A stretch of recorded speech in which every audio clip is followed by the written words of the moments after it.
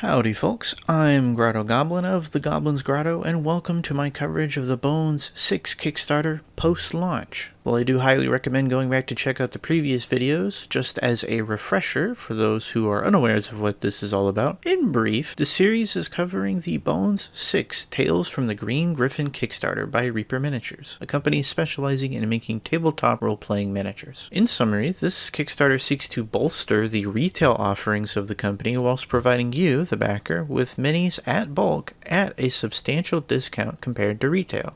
They've run 5 of these previously, and I actually covered almost the entirety of Bones 5, Escape from the Pizza Dungeon, and its offerings in a playlist which you can find in the links below, the card, or on my channel. I do recommend checking it out if you are interested in seeing what Reaper has a history of delivering. On to Bones 6 though. At the time of recording this, we've gone through much of Day 1's unlocks. As to be expected, the numbers sort up pretty quickly, and as they've gone up, so have the unlocks. So let's take a look at some of those. First and foremost, the core set is where we'll be seeing the majority of these offerings showing up. It's going to be the most volatile and perhaps difficult to keep up with, but I will do my best. We've seen most of the models that are currently being highlighted here, but now we get to see them in high definition. Now, we've seen the promo minis and these at the top quite a bit. I actually showed off the human rogue in person last video if you want to check that out. It's good to see these gnomes in higher quality. I've been playing a lot of Dwarf Fortress lately, and I think these could double as dwarves as well. Maybe I just have dwarves on the brain. Yeah, lots of good stuff in here. Lots of recasts of older Reaper models being brought forward. I don't actually have any of those, well, generally speaking, so all good for me. I do see a few minis I already have though, but it is what it is. There are some unlocks already, unlocked here. Of course, there's the giant ants. It's not shown on the main core set image yet, but there is a giant ant queen coming to the core as well. We have multiple part 1 add-ons. Of those added, I think the one containing Hugo is the best because it contains Hugo, who is the goodest boy. The other stuff is cool too, and there's plenty more to come, like the Mud Men. I don't know how much use I can get out of these multiple Sophies, but they sure would be fun to paint. And I guess if you're populating an area with succubi or harpies or some other winged people that just blend in with the rest, then this would be great.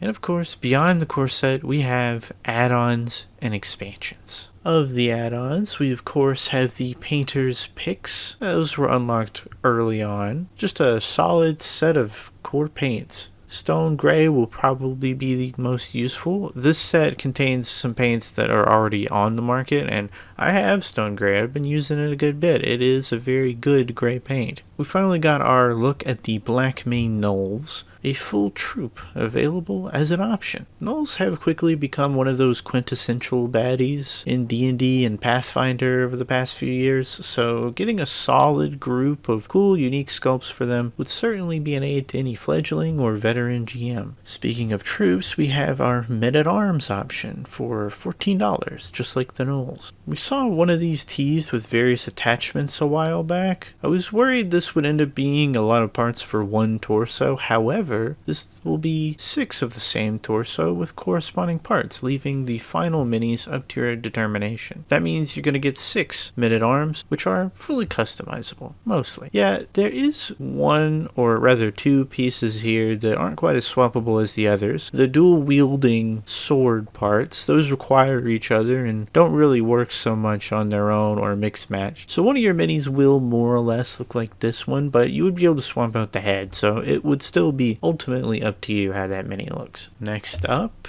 it's 35 buckaroos for the Pathfinder Chibi heroes. $2.69 per figure. A decent price, I'd say. Yeah, if you're a fan of the iconic characters of Pathfinder, or indeed have a love for the Chibi style of figure, this option is certainly one for you. There will be at least 2 more options in this style going forward as well, so again, if this is a style of interest to you, perhaps this is worth a look. Now, on to the expansions revealed so far. The Green Griffin, of course, was the first to be shown. We have the hearth, or fireplace, adorned with the head of the so-named Green Griffin. There's also plenty of furniture here for those seated figures to utilize. What I'm drawn to are the new and returning patrons. I think Silverlocks here will definitely be a favorite. The Ghost also makes a return, probably one of the best Ghost models I've seen in a while. The other expansion we've seen so far is the Shadows of Sullenhall. This is the Undead expansion previously alluded to. Good to see we were right on the money about the icon. Yeah, quite an opener to this expansion with the giant crypt, but we've been seeing this for a month at least. The skeletons surrounding it even longer so.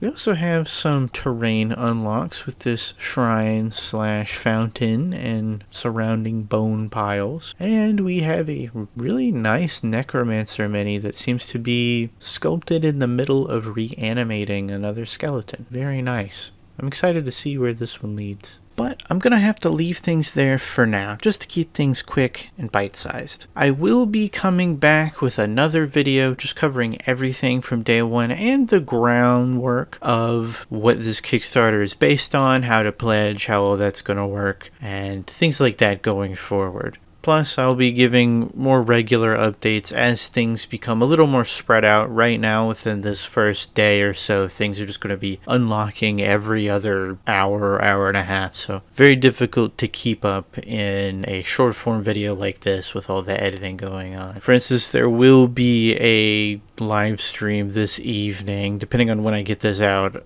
or when you see this. It may already be on, but I understand not everyone wants to or has the time to sit through one of those live streams just to pick out what information they need, or feels like scrolling down a long Kickstarter page just to get the bits of info that they want. Hold up, I actually intended to get this video out before that live stream on the 31st, but you're probably not seeing this on the 31st, so seems like I didn't get it out in time. Yeah, it just takes a while to get these videos edited. But because of that, I have more time to catch up on day one and what released. In terms of non-visual things that I can show off, a weasel person was teased. It's probably going to be one of the social media goals. That scarab thing was confirmed to be Egyptian themed, which not super surprising. But hey, it's just in time for Moon Knight. In terms of unlocks and things like that, one thing that was happening as I was editing is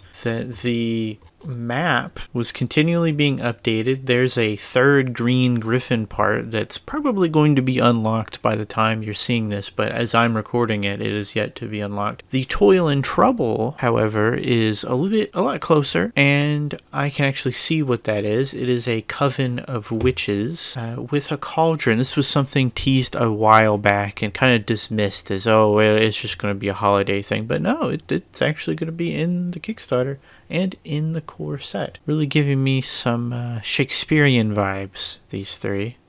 And we actually got a glimpse of another thing coming to the core set, the Nightmare, something that has been wanted and called for a good little while. It's sort of the dark, evil, demonic version of a Pegasus, for those unaware. So that's a really cool little thing that's going to be coming. I will still be doing a separate video just to break down how pledging and all that works, but for now, this is just a little catch up on what happened in day one. And with that, we're going to head back to past me finishing off this video. So that's where I come in. I will do my best to compile things in a more short form and interesting format with my own thoughts and impressions on what's going on. And so, till then, thank you so much for watching. I hope to catch you next time. Remember to pledge with the same email that you plan on using in the pledge manager going forward. We'll touch on that later on in the next video.